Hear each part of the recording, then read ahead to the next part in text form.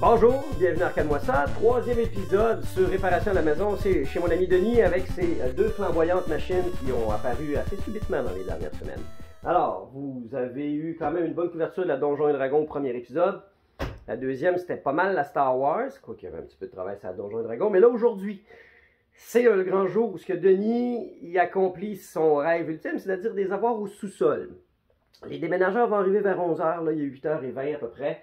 Et pour être capable de faire ça, ben, les accès sont difficiles pour se rendre au sous-sol. Denis a deux escaliers, mais ils sont tous les deux extrêmement étroits.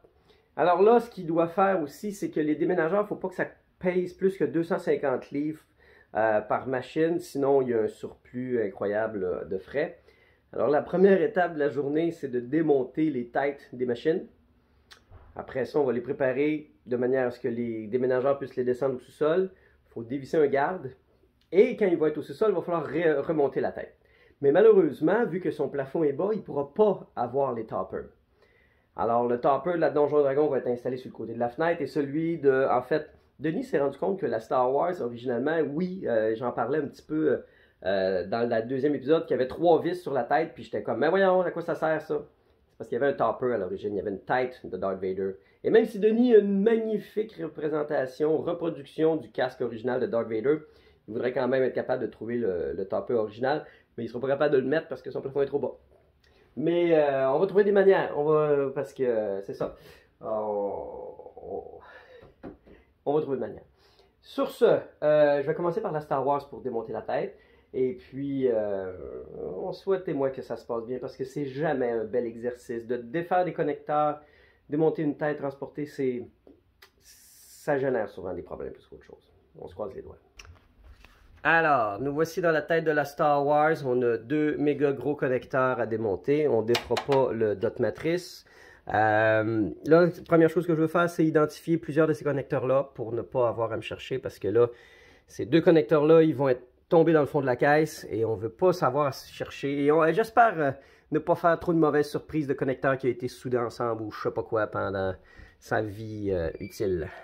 Alors, la tête est en punition dans le coin. Elle est enfin démontée. On peut maintenant s'attaquer à celle de Donjon Dragon. J'ai eu quelques mauvaises surprises dans les connecteurs de la Star Wars. Il y en a 2, entre autres, qui ont vraiment chauffé. Il va falloir que je les révise. Pas maintenant. Quand on va être en bas, on va faire ça. Mais ouais, il y a clairement des petits connecteurs, surtout de GI, d'illumination, qui seraient à refaire.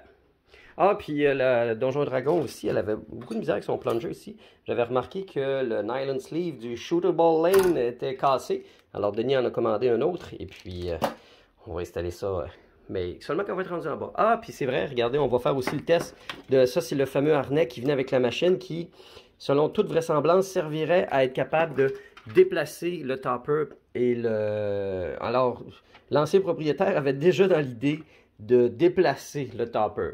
Alors, on va voir s'il sera assez long pour réaliser le plan de Denis, de le mettre sur le bord de la fenêtre au sous-sol. Tant qu'à être avec la 6803 à tête ouverte, cerveau ouvert, je voulais montrer comment fonctionnait le topper. Ici, il y a ce connecteur-là et lui à défaire. Normalement, il y a des bolts à mettre pour maintenir le topper en place, mais ici, dans ce cas-ci, il a juste été déposé. Et on voit à quel point, c'est ça, Bally faisait énormément d'économies. Il y avait simplement une ampoule pour tout éclairer et il n'y avait aucune manière d'être capable de enlever la section d'afficheur et de la déplacer pour avoir accès aux bornes en arrière. Tout est vissé. Alors, souhaitez-moi bonne chance. J'ai jamais eu à dévisser une tête de Bally 6803, mais j'ai l'impression que il va falloir que je défasse les bolts ici, justement, les fameuses bolts d'afficheur, parce que c'est ce qui semble être pris sur les fameuses pentures. Je vous reviens. Première étape, déclipper les afficheurs qui sont maintenus en place par les petits pegs de plastique ici. Maintenant que c'est fait, je vais dévisser les écrous qui sont là, qui vont permettre d'enlever cette plaque de métal de support et va me donner accès à l'arrière. La tête va être maintenue par ces bolts-là en attendant que je prenne les couettes de fil et que je les rentre par l'intérieur du cabinet. Alors les chevaliers sans tête sont dans la place. Ça a été quand même assez efficace. J'ai pas trop eu à me battre. Ça a été surtout long d'identifier chaque connecteur. J'en ai aussi profité pour démonter le sleeve de plastique ici et comme de fait, il était vraiment en très piètre état. passablement cassé. Tu veux y toucher, Denis? Ouais, ben je vois qu'il est cassé. Je suis content que ce soit vraiment ça. Ouais. Ça faisait vraiment chier, parce que je pouvais jamais Aller jusqu'en haut. Je pouvais jamais faire. Ben, j'étais de moins en moins en tout cas. Fait que, est où la nouvelle pièce que tu as achetée? T'es dans un petit sac. Cool. Bon, ben ça va. C'est dans les petits détails que la game est intéressante. C'est quand même impressionnant de voir que ça se produit encore, cette pièce-là. Le nouveau sleeve installé, avant de tout resserrer, vous remarquez que c'est possible de déplacer. Il y a du jeu là, pour placer le shooter lane. Et ça va faire la différence entre, soit si on le met trop bas, la balle va frapper et n'ira pas à la bonne direction. Si on le met trop haut, ça peut fonctionner. Mais j'ai remarqué qu'il faut que je l'enligne une petite affaire un peu vers la droite comme ça. Et voilà, c'est parfait. Là, on est à même de pouvoir resserrer l'assemblage. Alors, après un bon vissage et plusieurs ajustements, on a un taux de succès quand même très élevé. Je l'ai fait à répétition plusieurs fois. Et ça peut arriver, dépendamment de si la bille est un petit peu moins bien positionnée ou l'élan un peu moins fort. Ça peut arriver que ça fasse comme ça vient de faire. Mais sinon, la grosse majorité du temps, ça se passe très bien. C'est quand même toujours tricky, les machines qui ont ce type de passage de billes qui traversent le playfield. Je me rappelle entre autres, la Victory de Gottlieb avait déjà été un gros casse-tête pour moi être capable d'ajuster parce qu'il s'agit qu'une rampe ici soit un petit peu désajustée ou des fois il y en a qui font des rajouts. Comme là, je pensais que la vis ici qui pouvait peut-être frotter, mais finalement non, il n'y a pas de contact. Mais il faut que ça soit propre et il faut que ça soit bien ajusté. OK, maintenant que ça c'est fait, on va démonter les pattes de la Star Wars. On va la mettre sur le derrière pour qu'elle soit la première à être descendue en bas quand les déménageurs vont arriver. Bon, Papa n'est sur le dos. Elle va être prête à être déplacée, mais il faut aussi que je fasse de la place pour qu'elle puisse passer. Alors, on va se retrouver aux gardes que je dois dévisser pour être capable d'accéder à l'escalier. Alors, voici la pièce en question par où la machine à boules va passer. Et le chenou nous dit par où qu'on va passer. Alors, la machine à boules va passer, suivi le chien, par ici, et va descendre jusqu'en bas. Est-ce que tu es game d'aller jusqu'en bas ou pas tout de suite? Bref, moi, il faut que je finisse de dévisser ça ici. Tu veux m'aider? Oh, ça y tente pas. Ouais, ben c'était pas que de la petite vis à enlever. Ça se stripait facilement avec la perceuse, fait qu'il y a un bout que j'ai dû faire à la main pas mal. Alors, on a maintenant l'accès au sous-sol, la rampe est de côté. On retourne donc dans le salon travailler sur les machines en attendant les déménageurs. Au moment de l'achat de la Donjon Dragon, j'étais pas sûr si c'était la chose à faire, mais avec du recul et vraiment l'envie de Denis et moi-même d'enlever le miler, c'est à ça qu'on va prioriser les travaux pour le reste de la journée. Alors, voyez-vous ici, j'avais enlevé cette zone-là, ça avait montré à quel point il y avait encore un... Ça fait tellement une différence côté saturation de couleur. Alors, le plus dur, c'est évidemment enlever la colle et on espère que ça enlève le moins de visuel. Ici, je vais le refaire au pinceau éventuellement.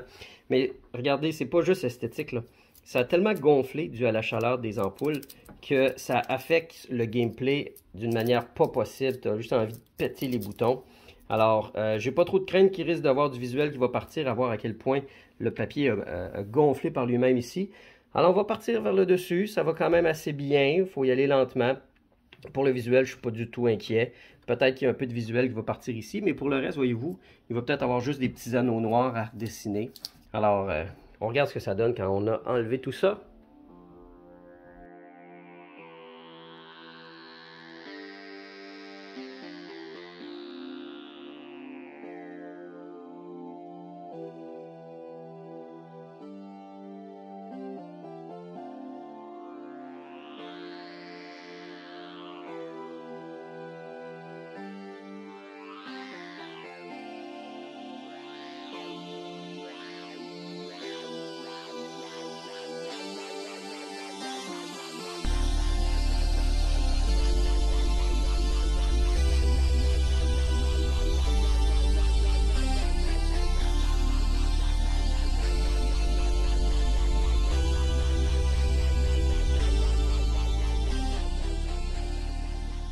Alors le dragon s'est fait desquamer pas à peu près. Voyons ce qui se cachait derrière cette vieille carapace.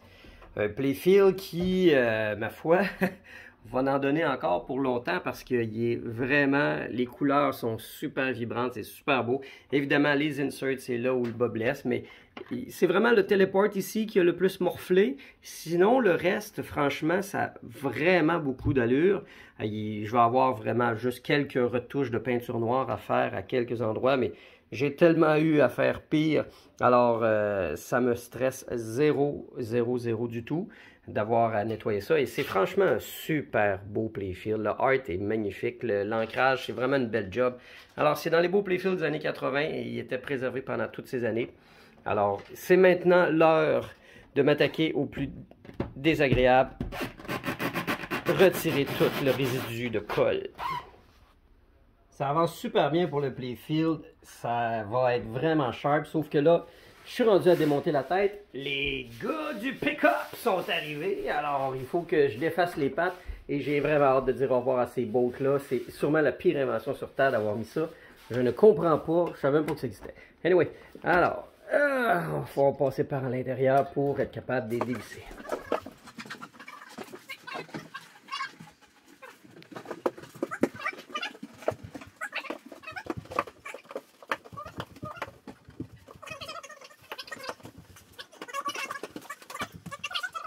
Hey, le chenou! Salut, c'est à toi que je parle. Qu'est-ce que tu penses de ça, le setup, toi? Une Donjon Dragon et une Star Wars maintenant, pouf, dans le sous-sol. Alors, une chance et je remercie énormément Denis d'avoir fait appel à des professionnels parce que j'avais zéro envie de forcer là-dessus aujourd'hui parce que m'en viens vieux, usé et un dos, c'est précieux. Alors là, en ce moment, ce qui me reste, c'est la tâche quand même fastidieuse de non seulement les remettre sur pattes, mais de réinstaller les têtes. On commence avec la Star Wars. On a enfin la Star Wars sur pattes et ça a été quand même assez fastidieux considérant qu'il fallait monter la tête de manière à ce que la machine soit assez reculée pour passer les tuyaux. Et là, c'est fait et le constat que j'ai fait qui est quand même assez heureux, c'est que le panneau passe parfaitement flush avec les tuyaux. Alors, ça aurait été particulièrement navrant que ça soit pas le cas parce que je sais pas trop ce qu'on aurait pu faire. OK, ça fait qu'on est rendu à mettre les vis pour accrocher les hinges.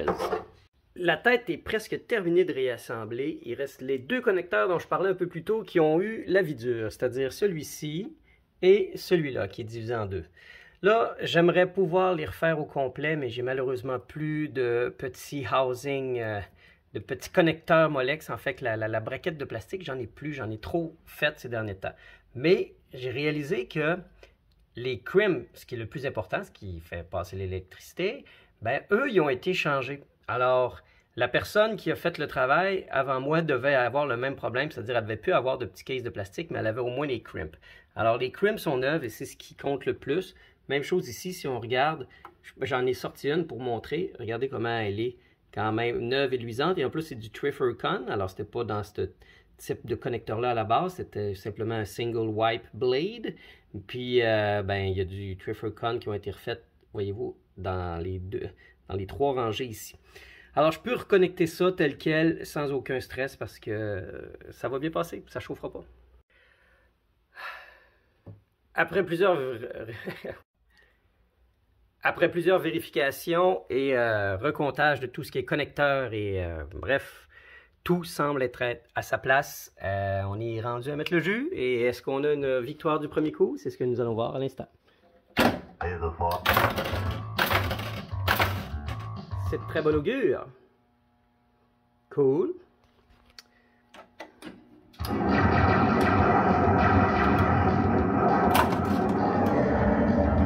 Eh bien, j'aime ce que je vois.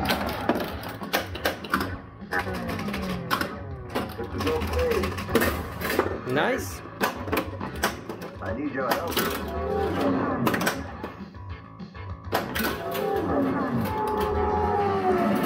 Bon. Ben, écoute, je suis vraiment content. Alors, on peut refermer ça et puis s'attaquer à la Donjon Dragon. Après quadruple vérification, tout a été reconnecté et revérifié. Je me suis fié à mes photos, alors tout devrait bien se passer. Souhaitons qu'il n'y ait eu aucune avarie. Les deux choses non connectées pour l'instant, c'est les câbles pour le topper, mais ça, on va y revenir. Pour l'instant, mettons le jus. On a le spot dans la face. Et on n'a pas de démarrage. Est-ce que c'est encore dû au connecteur qui est en haut là avec lequel on avait de la misère la dernière fois? Je vais aller vérifier ça tout de suite. Tout laisse croire que cette fois, c'est ce connecteur-là qui avait une mauvaise connexion parce que maintenant, en faisant un test avec chacun d'eux, on a maintenant du démarrage.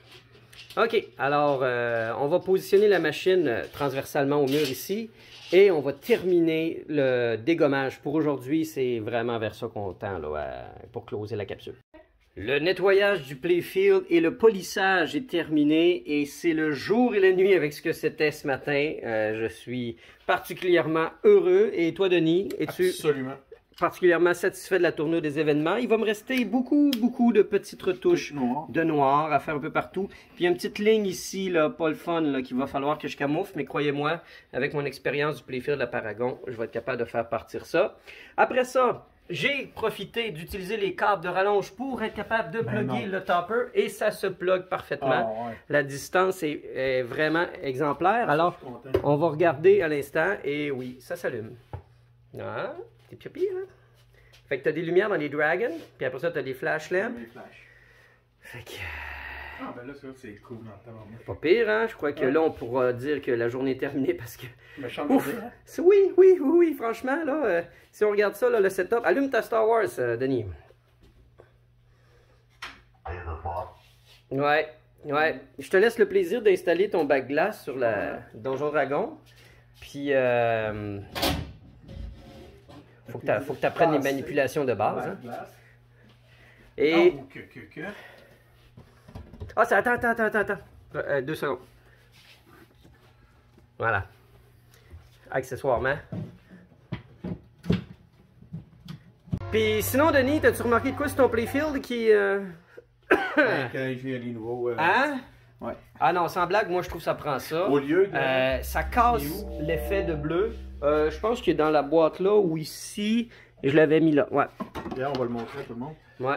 On avait ça qui cachait tout, finalement. C'est ça. Tu sais, c'est non ça? parce que... C'est ça ou ça? Non, c'était comme ça, regarde. Le texte est quand même assez un bon indicateur. Parce que, tu sais, quand on pense au fait que... Ça.